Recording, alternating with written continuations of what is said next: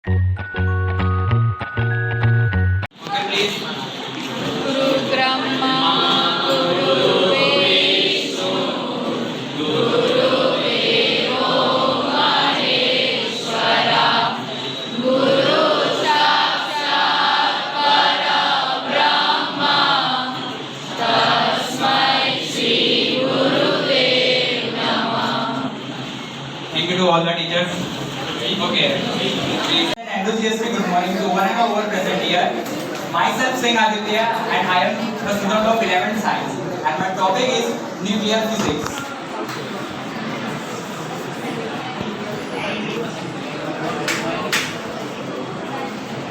So, if I am talking about the nuclear physics is derived on the two words. The first is nuclear and second is physics. So first of all, what is a nuclear and what is the meaning of physics? The nuclear is the word which is derived from the atomic structure on the base is known as nucleus. And what is science? What is physics? The physics is the terminology of a science. So I am likely want to ask you, what do you mean by science? Anyone? You can also answer in Gujarati, Hindi as your preferred. Yes. Knowledge and experiment. Yes, you are correct from the Scientia. It means knowledge. If I am talking in Hindi, it means Gyan, and in Urdu it means ilm. And what is the physics? The physics is the method to understand the nature or property of any phenomena. So my overall theme was divided into some parts. This is the first of all, what is science? What is physics? What is nuclear physics? After that, nucleus and their facts. After the godfather of the nuclear physics, that is Rutherford, and needs and uses of the nuclear physics, and at last conclusion. So, if I am talking about the science is the term which is derived on the basic 5 principles, which means observation, identification, hypothesis, experiment, and at the last, the theory which can be read even today. And at the last, what is the physics? The physics is the method to understand the phenomena and its nature. And these all are the phenomena: light, force, magnetism, inertia, friction, gravity, sound, etc. To understand and believe on the truth is called the physics. Now, what is nuclear physics? So simply in the term of, if I am talking about a nuclear, everyone seen the atom?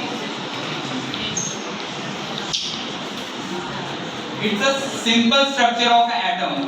The base part of the thing is known as nucleus, and a nucleus is derived from the nuclear word. And now we are here to discuss about their phenomena and its nature. That's why the topic name is nuclear physics. So there is some logical facts regarding the nuclear. If I am talking about anyone, what is the reason of chemical reaction? कोई भी chemical reaction क्यों होती है? सबने 10th तक पढ़ाई की है, यहाँ जितने भी ओवरऑल प्रेजेंट है सबने 10th तक पढ़ाई की है. आप में से कोई भी बता सकता है? Everyone has pass the 10th examination board. So I specially request from the Gujarati medium students, please give the answer of this topic. कि कोई भी केमिकल रिएक्शन क्यों होती है? Overall whole structure of an atom. The middle part is considered as a nucleus, and nucleus is the most important part of any atom because the overall mass and the overall atomic property was described on the basis of nucleus, and the electrons are the basic property which helps to react with any another element. So if I am talking about the nucleus having the proton and neutron charges, and after their orbit there is a electrons which helps to react with any another element or any another reaction which can be formed. The overall base, if I am talking about the atom, the overall base which make the atom stable is the nucleus. So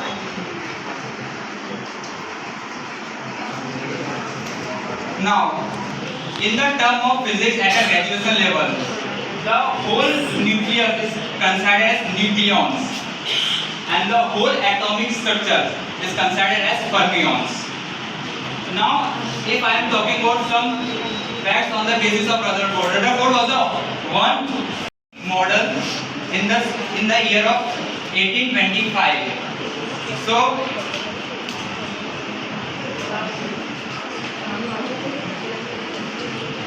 a very genius scientist is known as J.J. Thomson, who has given the law of nuclear model, the first nuclear model which was contributed by the J.J. Thomson, who has derived that thing, the nucleus, the overall structure of the nucleus, the basis of their proton. But there is a very famous quote and a very famous experiment by the Rutherford, who give that the concept of nucleus in which by the Rutherford experiment is very famous. Even today all the science students and basically on the 9th and they are also studying about the Rutherford experiment. Now if I am talking about the uses, so what is the uses of nuclear physics? The simple means medicine, art, hydrology, environment, food, agriculture, space, mining, cosmology, industry and electricity. These all are the basis on the under of the nuclear physics. Now, if I am here to represent you the some topics regarding the medical line in which the nuclear physics is inserted. So, then all the scanning machines and all the medical is all the under of the nuclear physics. That is why there is a very crucial and very important role of nuclear physics in the field of science. Now if I am talking about the electricity generators, nuclear power plants. So everyone know about the nuclear power plants? Everyone is well. So the nuclear power plant is the source in which we generate electricity by the fission and fusion of any another atoms and elements. There are two things which we can generate energy by the fission and by the fusion. At the last, in the agriculture, we know that India is a country which have the highest growth rating of agriculture. So we need to develop our agriculture system by the nuclear physics. We know there are such a fertilizers which are formed by the atomic reactions. You know, the phosphorus, the NPK is also the formation by the nuclear physics. This is only the base which we can even use today. And there are various machines in which working on the principle of nuclear physics. And at the last, if I am talking about the conclusion is a base like if the whole world is working on the basis of nuclear physics, because if I am even talking on the floor is also the basis of nuclear physics, and the frame is rotating and the display is viewed on the basis of nuclear physics. So at the last, I would like to thank to all the teachers who giving us such a knowledge regarding this topic, and thank you for everyone. Now any other question?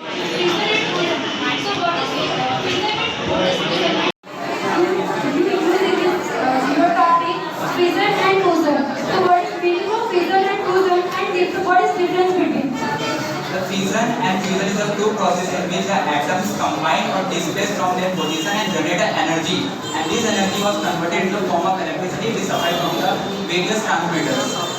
Okay, so ये इसका मतलब था fission का या fusion का? Fusion means the displacement and the fusion means attachment. Okay, thank you so much for that. The atoms which are under the nucleus, they are also considered the radioactive metals. And if we are talking about the radioactive, so gamma radiation is produced by helium. This is also an example of that. Thank you for giving my answer. Now I have a last question for whole. It is a recent experiment of the Oxford University, which is a very expensive element present in the overall world. 30% of gold was our Indian women. Not I'm talking about the jewelry. The most expensive element, substance, you can say anything. So what is? What? It's a gas. It's not so much expensive. It's expensive but not so much. In the world, which is the most expensive substance? Matter in overall world, that is antimatter. And you know what is the revenue to generate any antimatter? You are the students of commerce, you can also count it.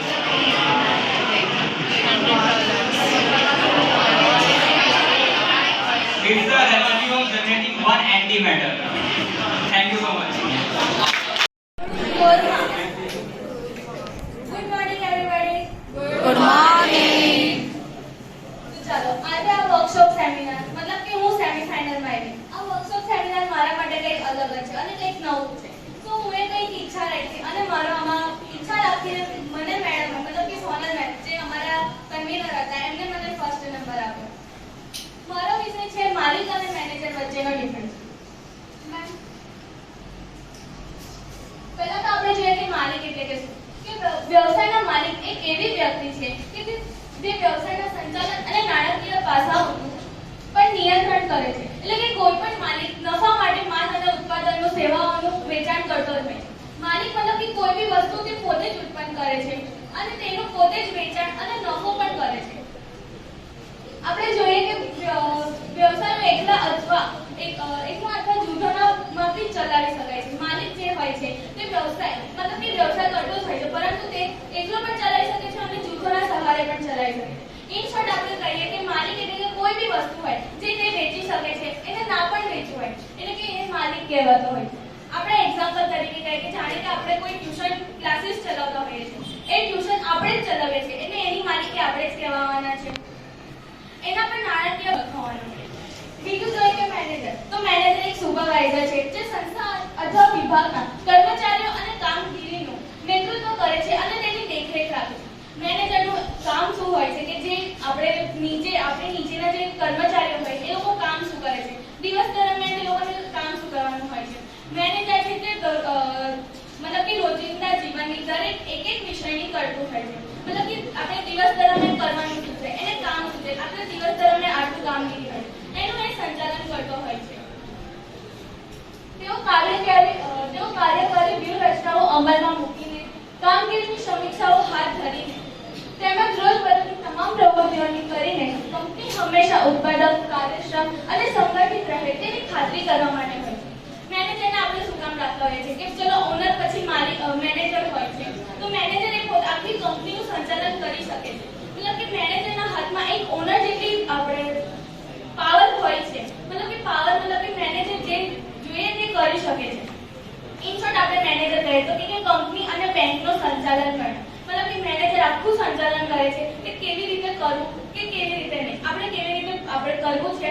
મતલબ કે આપણે જોયું કે કાલે આપણે workshop seminar હતો આપણા, તો ઉર્વશી મેડમ અને ઉન્નતિ મેડમને આખું ગોઠવું હતું કે આ ક્લાસમાં આટલા વિદ્યાર્થીઓ, કેવી રીતે પ્રેઝન્ટેશન કરવાનું છે. એમને આખી સંચાલન કરીને કીધું કે આ ક્લાસમાં આટલા વિદ્યાર્થીઓ બેસે અને આ ક્લાસમાં આટલા વિદ્યાર્થીઓ. મતલબ કે આખું મેનેજિંગ કર્યું કે ઉન્નતિ મેડમ અને ઉર્વશી મેડમે, તો એ લોકોએ સંચાલન કર્યું. તો એ લોકો ઇન શોર્ટ કહેવાય કે આપણે કોમર્સ વિભાગના મેનેજમેન્ટ અને મેનેજર કહેવાય. પિક્ચર્સમાં જોઈ શકે છે કે બે પિક્ચર્સ છે. એકમાં બિલ્ડિંગ છે અને એકમાં એક માલિક ખુદ ઊભો છે. એક બતાવે છે કે હું ખુદ આ કંપનીનો માલિક છું અને સેકન્ડમાં છે કે મેનેજર, અને મેનેજરની નીચે કેટલા બધા કર્મચારીઓ કામ કરી રહ્યા છે. જોઈએ કે આપણે માલિક અને મેનેજર વચ્ચેનો તફાવત. પહેલા તો માલિકમાં છે કે વિકાસ ટીમ સાથે સમીક્ષા કર્યા પછી તકનીકી વાર્તાની વિગતો દર્શાવતા દસ્તાવેજ. મતલબ કે માલિક હોય છે તે પોતાની ટીમ કરે છે, એમાં એ પોતાના દસ્તાવેજો મતલબ કે એક કાગળિયા પર લખે છે કે આપણે શું કરવું છે. એના ગાળામાં છે કે લાંબા ગાળાની ઉત્પાદન વ્યૂહરચના ધરાવે છે. મેનેજર છે તે અત્યારનું નહીં પણ આગળનું પણ વિચારીને એક કામ કરે છે. મતલબ કે લાંબા ગાળાની મતલબ કે ફ્યુચરમાં શું થશે એના વિશે પણ એક કામ કરીને કરતું હોય છે. માલિકમાં છે કે તકનીકી આવશ્યકતાઓની માલિકી ધરાવે છે, સોંપણી કરે છે અને સ્પષ્ટ કરે છે. આવશ્યકતા મતલબ કે માલિક જોઈ છે કે બજારમાં કઈ ચીજ વસ્તુઓની આવશ્યકતા છે, એના પર એક મેનેજરને કહે છે કે આપણે શું કરવું જોઈએ, તેની મેનેજરને સોંપણી કરે છે અને સ્પષ્ટ કરે છે. એના સામે છે કે બિન તકનીકી ટીમની સંભાવનાઓ ચોક્કસ ગ્રુપ અને અન્ય હિતધારકો માટે પોઈન્ટ પડશે. મતલબ કે મેનેજરમાં ચોક્કસ ગ્રુપ હોય છે, તેના માટે પર્સન મતલબ કે ચોક્કસ વ્યક્તિઓ રાખવામાં આવે છે કે કોઈ પણ પ્રશ્ન ઊભો થાય તો એમાં એ પૂછી શકે છે કે કોઈ પણ ભૂલ મતલબ કે કોઈ બી કન્ફ્યુઝન થાય તો એ પૂછી શકે છે કે શું કરવું અને શું નહીં. માલિકીમાં છે કે તકનીકી પ્રશ્ન માટે પોઈન્ટ પડશે. મતલબ કે માલિકમાં હોય છે કે આપણે પ્રશ્ન શું છે તો એ પૂછી શકે છે. એના માટે પર્સનલ વ્યક્તિ રાખવામાં આવે છે જેમને બધી ઇન્ફોર્મેશન હોય છે. એના સામે છે કે ઉત્પાદનના ઇજનેરી નિર્માણ અને ઉત્પાદન માટે માણસના શૈક્ષણિક પ્રયત્નોને સમર્થન આપે. મતલબ કે મેનેજર હશે તેના પોતાનું શૈક્ષણિક હશે, મતલબ કે એ કેટલું ભણ્યો છે અને કેટલી એની પાસે એજ્યુકેશન છે એના પર એ કરશે. અને જો એ ચોક્કસ હશે તો એ મેનેજરને કહેશે અને મેનેજર જો એ વાતથી સક્ષમ હશે તો એના પર એ અનુમતિ આપશે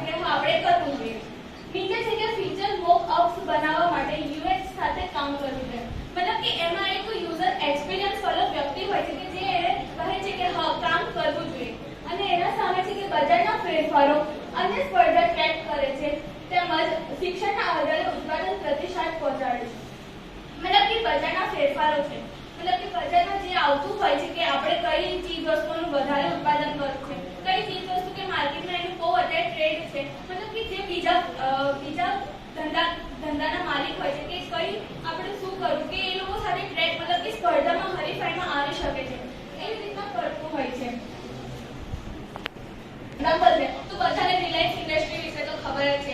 એના ઓનર અને ડાયરેક્ટર મેનેજિંગ ડાયરેક્ટર મતલબ કે મુકેશ અંબાણી એ બધાને તમે ઓળખતા જ હો છો.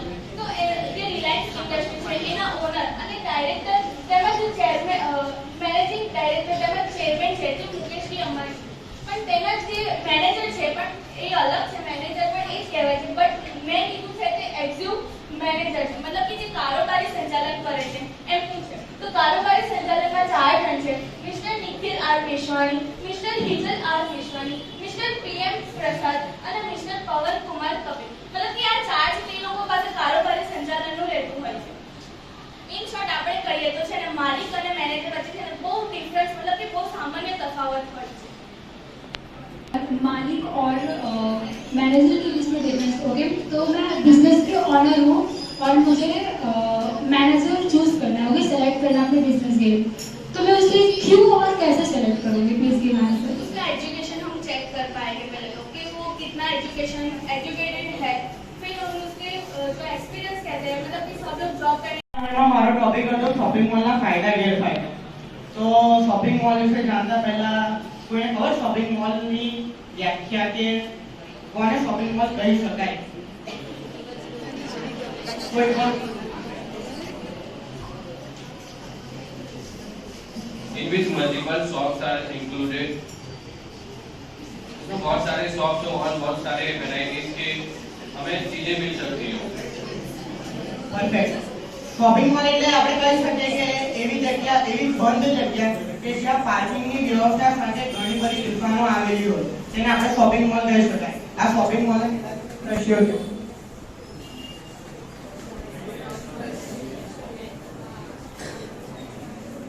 શોપિંગ મોલ એવું કહેવામાં એવું આવે છે કે 1798માં પેરિસમાં એક એવી બંધ જગ્યા હતી કે જ્યાં ઘણા બધા વેપારીઓ પોતાની વસ્તુઓ વેચવા માટે ભેગા થયેલા ને શોપિંગ મોલ નું વાતાવરણ ઊભું થયું એટલે ત્યારથી શોપિંગ મોલ નો ઉદ્ભવ થયો એવું કહી શકાય. પછી 1828માં એવો દાવો કરવામાં આવે છે કે યુએસ માં પહેલો શોપિંગ મોલ બનાવવામાં આવ્યો હતો, પણ એ દાવો છે હજુ એનો પુરાવા થયું નથી. આ જે શોપિંગ મોલ શબ્દ છે તે 1950 થી 1960 ના દાયકા વચ્ચે સૌથી પહેલા વાપરવામાં આવ્યો હતો. શોપિંગ મોલ આખા વિશ્વનો સૌથી પહેલો શોપિંગ મોલ એ સાઉથલેન્ડ સેન્ટ્રલ શોપિંગ મોલ છે જે ઈડીના યુએસએ માં આવેલો છે. તેનું કામ 1954 માં શરૂ થયું હતું અને અંત એનું 1956 માં બનીને રેડી થયો હતો. આ મોલ બન્યા પછી 1980 માં મેગા મોલ એટલે કે જે આપણે મોટા મોટા મોલ છે તે બનવાનું કે અને તેનો વિકાસ થવાનું શરૂ થયું હતું. આપણે જે શોપિંગ મોલ શબ્દ વાપરીએ છીએ તે મૂળ નોર્થ અમેરિકન શબ્દ છે. તેના શોપિંગ મોલના બે પ્રકાર છે, પહેલું રિજનલ શોપિંગ મોલ અને બીજું સુપર રિજનલ શોપિંગ મોલ. આનો તફાવત એ છે કે જે રિજનલ શોપિંગ મોલ હોય છે તેનો એરિયા 4 લાખ સ્ક્વેર ફીટ થી 8 લાખ સ્ક્વેર ફીટ વચ્ચે હોય છે અને જે રિજનલ સુપર મોલ હોય છે તે 8 લાખ અને તેનાથી વધારે એનું સ્ક્વેર ફીટ હોય છે. પછી આ કેટલાક ટોપના શોપિંગ મોલ છે જેમાં સિમ પેરાગોન છે, એસએમ મેગા મોલ છે, વેસ્ટ ઈસ્ટર્ન મોલ છે, દુબઈ મોલ છે, ઈરાન મોલ છે, ફોનિક્સ માર્કેટ સિટી છે. આમાંથી ઘણા બધા મોલ તો એવા છે કે જેની અંદર વોટર પાર્કની સુવિધા છે. કેટલાક મોલ એવા છે કે જ્યાં બોટિંગ કરી શકાય છે. એવી ઘણી બધી વિશાળ સુવિધાઓ આપવામાં આવે છે. આપણે મુખ્ય વાત પર આવી ગઈ. હવે આપણે શોપિંગ મોલના ફાયદા વિશે વાત કરીશું. એનો પહેલો ફાયદો છે એ એનું પાર્કિંગ હોય છે. આજે આપણે ગમે તે જગ્યાએ જઈએ, હોટલ છે, રેસ્ટોરન્ટ છે, ગમે ત્યાં આપણે ગાડી પાર્ક કરવાની જગ્યા ના હોય તો કોઈ ટો કરીને જતું રહે આપણા શક્તિનાથ વિસ્તારમાં. એનો સૌથી મોટો એડવાન્ટેજ છે કે એ પોતાનું ઓન પાર્કિંગ ધરાવે છે. પછી બીજો પોઈન્ટ છે કે વેરાયટી ઓફ પ્રોડક્ટ્સ, એટલે કે ત્યાં આપણને ગમતી પ્રોડક્ટ્સ મળી રહી છે અને વિવિધ પ્રકારની મળી રહી છે. એવું નથી કે એક જ પ્રકારની વસ્તુ મળે છે. આપણને એક જ વસ્તુ માટે ઘણા બધા વિકલ્પો ઉપલબ્ધ થાય છે. પછી many products available in one room, એટલે કે વિવિધ પ્રકારની વસ્તુઓ એક જ જગ્યાએ મળી છે. હવે આપણે ધારો કે 4 વસ્તુ લેવી છે, બૂટ લેવા છે, કપડાં લેવા છે, અલગ અલગ દુકાને ફરીએ એની કરતા આપણે શોપિંગ મોલમાં જઈને બૂટ લઈ લઈશું, કપડાં લઈ લઈશું. એટલે એવું કહેવાય છે કે ઘણી બધી વસ્તુઓ એક જ જગ્યાએ મળી રહી છે. પછી એમાં ઘણી બધી ફેસિલિટી હોય છે, લાઈક રેસ્ટરૂમ. બધી જગ્યાએ ફેસિલિટી અવેલેબલ નથી હોતી. શોપિંગ મોલમાં આ ફેસિલિટી અવેલેબલ હોય છે.